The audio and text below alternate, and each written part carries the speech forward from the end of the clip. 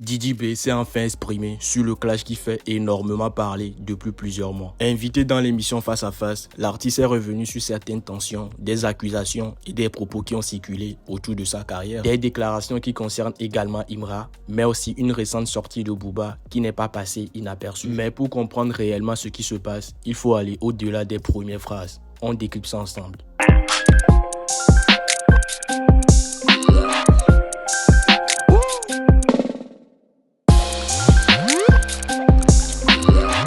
On commence avec une annonce importante dans le monde de la culture urbaine. La cérémonie des flammes revient officiellement pour une 4e édition. Prévue pour le 23 avril prochain, elle se tiendra une nouvelle fois à la scène musicale, un lieu devenu emblématique pour cet événement qui met à l'honneur les artistes et les cultures populaires. Lancée en 2023 par Bouska P et Yad, la cérémonie s'est rapidement imposée comme un rendez-vous incontournable pour célébrer les performances et les artistes qui marquent la scène musicale francophone. L'année dernière, Tiakola avait remporté le prix de l'artiste masculin de l'année, chez celui de l'artiste féminin de l'année, et Théodora avait été sacrée révélation de l'année.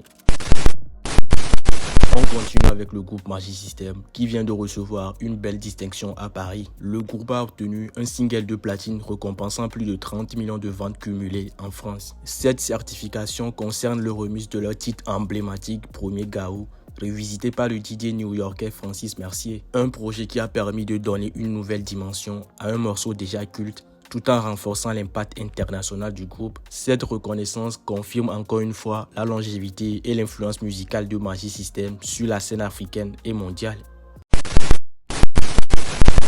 Kylian Mbappé franchit une nouvelle étape loin des terrains de football. À 27 ans, la star du Real Madrid a officiellement obtenu son permis de conduire, une nouvelle qui peut sembler banale mais qui marque un changement dans son quotidien. Longtemps habitué au déplacement avec chauffeur privé, le champion du monde a désormais été aperçu au volant pour la première fois. Pour passer son examen en toute discrétion, il aurait choisi de s'inscrire dans une auto-école située à plus de 30 km de Madrid, probablement pour préserver sa tranquillité et éviter l'attention médiatique. Au-delà du football, cette étape symbolise une certaine indépendance pour l'attaquant français qui continue de construire sa vie personnelle en parallèle de sa carrière sportive.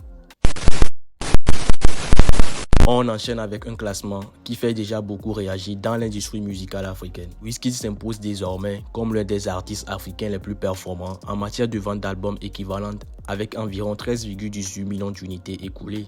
Un chiffre qui lui permet de dépasser Burna Boy, qui se positionne juste derrière avec 13,15 millions d'unités vendues. L'écart est minime, mais suffisant pour modifier le classement et relancer les débats autour de la domination actuelle de la scène afrobeat. Au-delà de cette comparaison, Wizkid reste également l'artiste africain affichant le plus grand volume de ventes cumulées de tous les temps, avec près de 82 millions d'unités écoulées à l'échelle internationale. Un palmarès impressionnant qui confirme son influence et sa présence constante sur la scène mondiale. La situation judiciaire de Wiz Khalifa fait désormais la une après la confirmation de sa condamnation en Roumanie. Le rappeur a été condamné à 9 mois de prison ferme à la suite d'un incident survenu lors d'un concert où les autorités ont engagé des poursuites après un acte intervenu sur scène. Son appel a été examiné mais finalement rejeté par la justice roumaine. Maintenant ainsi la décision initiale. Même s'il ne devrait pas être immédiatement extradé vers la Roumanie, cette condamnation pourrait avoir des répercussions importantes sur sa liberté de déplacement, notamment au sein de l'espace Schengen. Une restriction qui pourrait directement impacter sa tournée européenne prévue pour les prochains mois et modifier ses engagements professionnels à l'international. Une affaire qui dépasse le cadre du concert et qui pourrait influencer la suite de ses projets artistiques en Europe. On parle désormais de P. Diddy qui vient d'obtenir une réduction de peine et une libération anticipée. Selon les informations disponibles, le rappeur et producteur américain sortira de prison le 25 avril 2028, soit environ 6 semaines plus tôt que prévu initialement. Cette décision fait suite à son intégration dans un programme fédéral de traitement des addictions, un dispositif qui peut permettre d'alléger certaines peines sous conditions. Condamné à 4 ans de prison, P. Diddy a également décidé de faire appel du verdict, contestant la sévérité de la décision rendue à son encontre. Une procédure qui reste donc en cours et qui pourrait encore évoluer dans les prochains mois. La légende béninoise Angélique Kidjo vient d'annoncer la sortie de son nouvel album intitulé Hope. Un projet ambitieux qui réunit un casting impressionnant d'artistes internationaux et africains parmi lesquels Ayra Starr, Quavo, Davido ou encore Dadju. Cette collaboration met en avant une rencontre entre plusieurs générations et différentes influences musicales, créant ainsi un projet à dimension afro-globale. Pour ce nouvel album, Angélique Kidjo continue d'affirmer son rôle de pont entre les cultures et de figure majeure de la musique mondiale.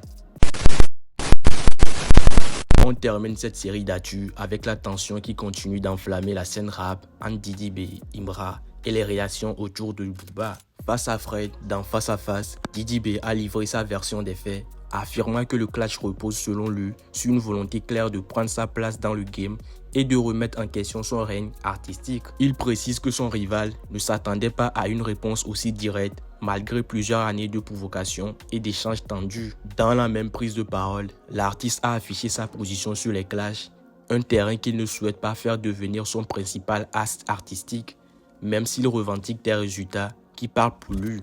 Sur le plan médiatique, la situation s'est intensifiée après qu'il ait démenti depuis sa story Instagram les propos de Booba concernant un supposé single d'or offert durant leur collaboration.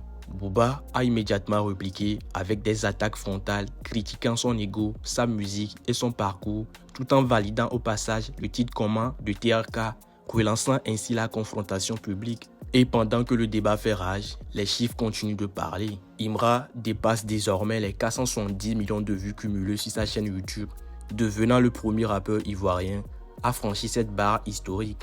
La scène musicale reste donc sous tension et la bataille médiatique continue. Voilà ce qui met fin à notre série d'actu. Si tu as aimé, abonne-toi et active la cloche pour ne rien manquer des prochaines actualités.